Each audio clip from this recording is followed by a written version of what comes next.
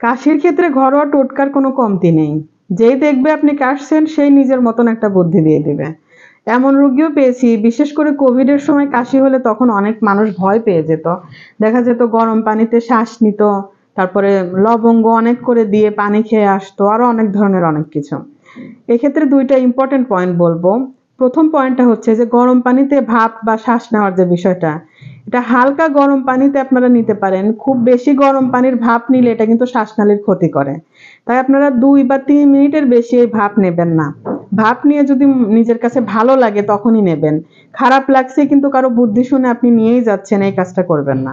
গরম পানির ভাপ নেওয়া কিন্তু শ্বাসনালীর জন্য বেশ রিস্কি একটা কাজ। আরেকটা হচ্ছে বিভিন্ন ধরনের যে আমরা ঘরোয়া ঔষধির কথা বলি, লবঙ্গ, তুলসী পাতা, হেন তেন অনেক কিছু। এগুলোর কিন্তু আসলেই বেনিফিট আছে, তবে অল্প পরিমাণে।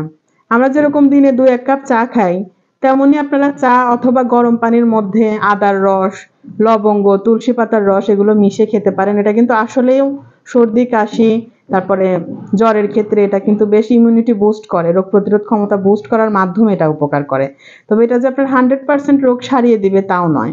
তাই ঘরোয়া ঔষধি ব্যবহারের ক্ষেত্রে একটু সতর্ক হবেন, অল্প মাত্রায় ব্যবহার করবেন এবং ডাক্তারের পরামর্শ নিয়ে তারপরে ব্যবহার করবেন।